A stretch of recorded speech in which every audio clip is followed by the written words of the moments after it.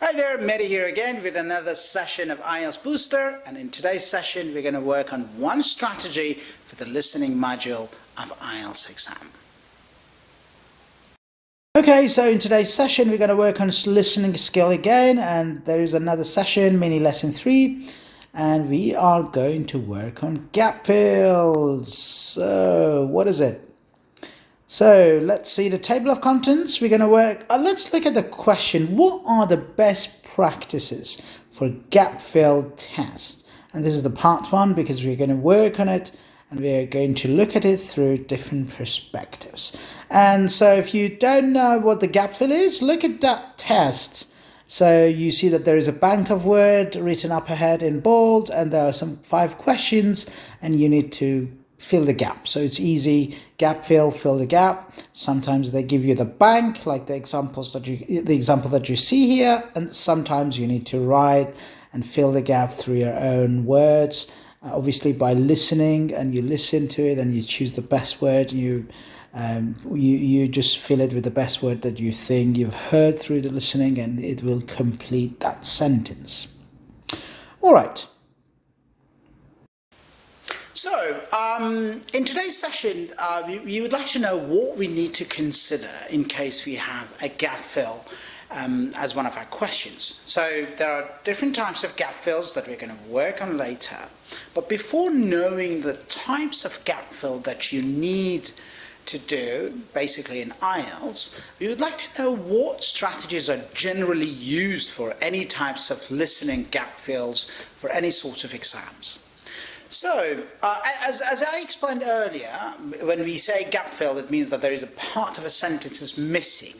So either they give you a bank of words that you can use from, the list of them, or you need to write the gap fill on your own. So you basically listen to the content, and then you choose the best word which completes that sort of sentence. So before knowing what you are going to choose, either from a bank or from the content, you need to know what you need there, isn't it? So you need to know what I need to put there. So you need to use some filters here before doing the test. So that's really important. Before you start it, you read the sentence and you say, okay, so what do I need here? Do I need a verb? Do I need a noun? Do I need an adjective? What do I basically need here? What is going to complete this? So if I put this in that missing part, which is the gap fill, is this sentence going to be completed? Is it going to make sense? Okay, so you're going to ask yourself these questions, obviously very fast, because we haven't got much time. We haven't got a whole day for it. But so you just read it and you decide if it's a suitable one or not. Okay, let's go and see the grammar.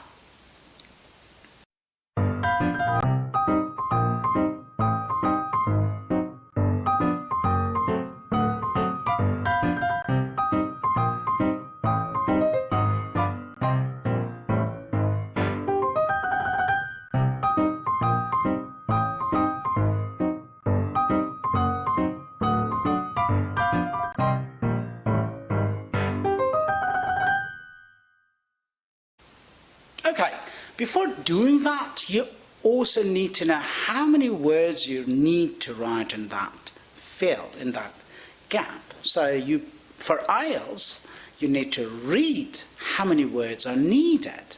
So if there's a bank, there's a bank. But if there's no bank, they always say no more than 2 words, no more than 3 words. How many words do you need to put there? That's very important.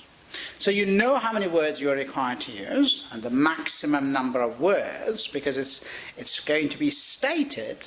If there's a gap fill, they're going to mention that before you do this. In the pre-reading part, you can get to read the question, and you will see how many words are needed to be put in those gap fills.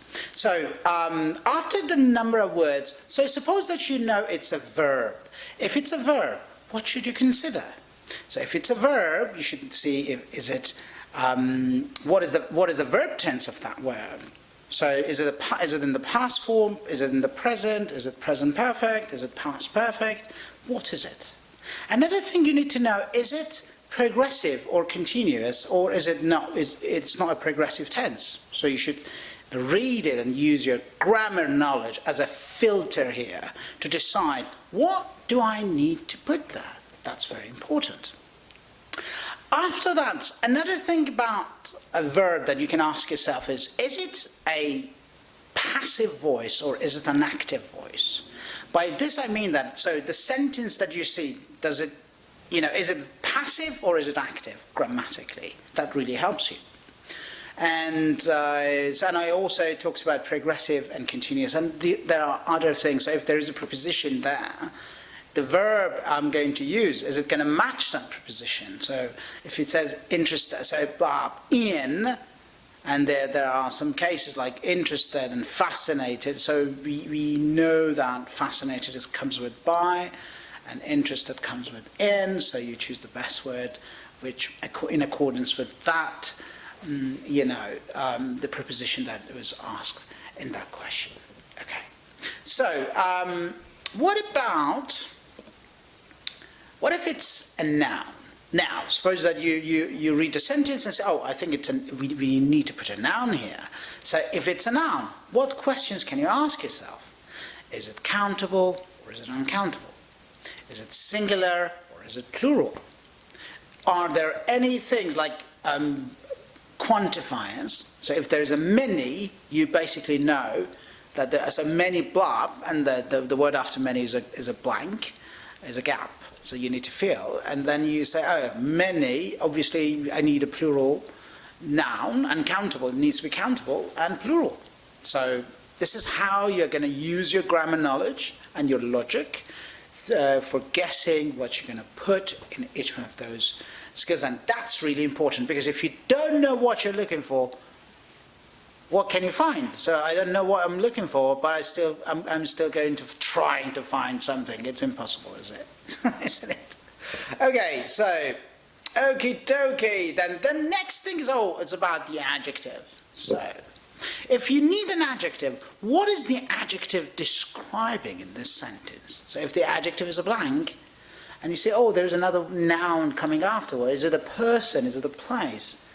And then I want you to use your knowledge, your logic, your previous information that we talked about these things earlier, but I want you to apply them and decide what type of adjective. What is this adjective going to describe? Is it a comparative, or is it a superlative, or none of them is just a regular adjective?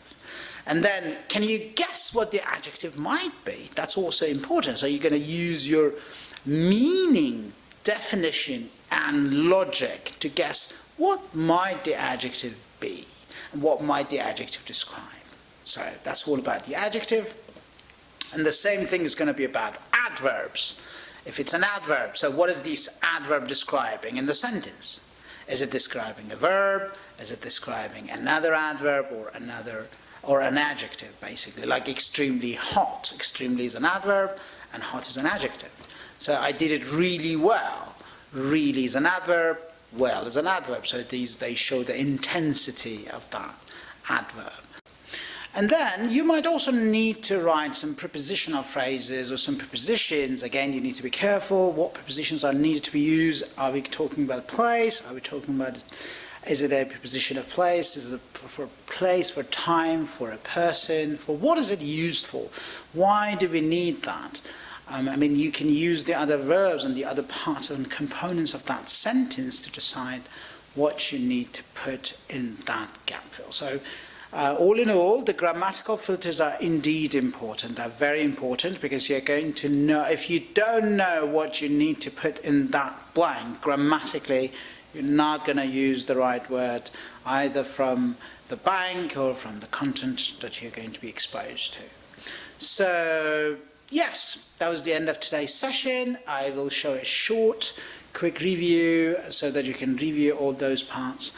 I want you to please implement these strategies, think about them, do practices and try to use them and say, now I'm more careful of those, and let me know what the results were if you wish. And I want you to please follow the Instagram and the YouTube channel, and share it with your friends if you think that the content is useful.